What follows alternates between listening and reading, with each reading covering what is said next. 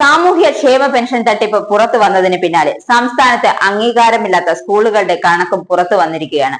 പ്രാഥമിക വിവരമനുസരിച്ച് 827 അംഗീകാരമില്ലാത്ത സ്ഥാപനങ്ങളുണ്ടെന്നും മന്ത്രി വി ശിവൻകുട്ടി വ്യക്തമാക്കി.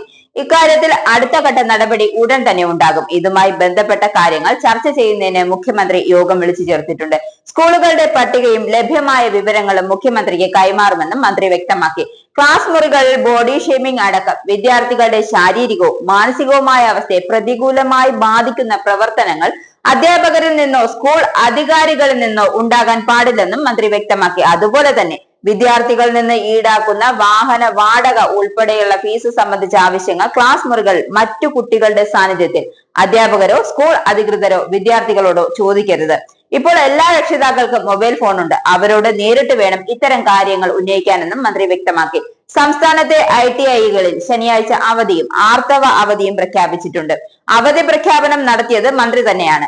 നൂതനമായ ട്രേഡുകൾ ഉൾപ്പെടുത്തി ആരംഭിക്കുന്ന തിരുവനന്തപുരം ചാലയിലെ ഗവൺമെന്റ് ITIയുടെ പ്രവർത്തനം ഉദ്ഘാടനം ചെയ്ത് സംസാരിക്കുകയായിരുന്നു അദ്ദേഹം.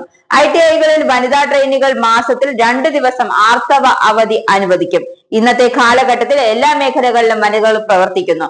വളരെ ആയാസമേറിയ നൈപുണ്യ പരിശീലന ട്രേഡുകളിൽ പോലും വനിതാ ട്രെയിനികൾ നിലവിലുണ്ട്. ഇക്കാര്യങ്ങൾ എല്ലാം പരിഗണിച്ചാണ് അവധി അനുവദിക്കുന്നതെന്നും മന്ത്രി വ്യക്തമാക്കി. ITI ഷിഫ്റ്റുകൾ പുനർനിശ്ചയിച്ചതായും മന്ത്രി വ്യക്തമാക്കി. ആദ്യ ഷിഫ്റ്റ് രാവിലെ 7:30 മുതൽ വൈകുന്നേരം 3 വരെയും രണ്ടാം ഷിഫ്റ്റ് രാവിലെ 10 മുതൽ വൈകിട്ട് 5:30 വരെയുമാണ്. ട്രെയിനുകൾക്ക് ശനിയാഴ്ച അവധിയാണെങ്കിലും ആവശ്യമുള്ളവർക്ക് ഷോപ്പ് ഫ്ലോറിംഗ് ട്രെയിനിങ്, ഹ്രസ്വകാല പരിശീലന കോഴ്സുകൾ എന്നിവർക്കായി മറ്റു പാഠ്യേതര പ്രവർത്തനങ്ങൾക്കായും ഈ ശനിയാഴ്ച ഉപയോഗിക്കാമെന്നും മന്ത്രി വ്യക്തമാക്കി.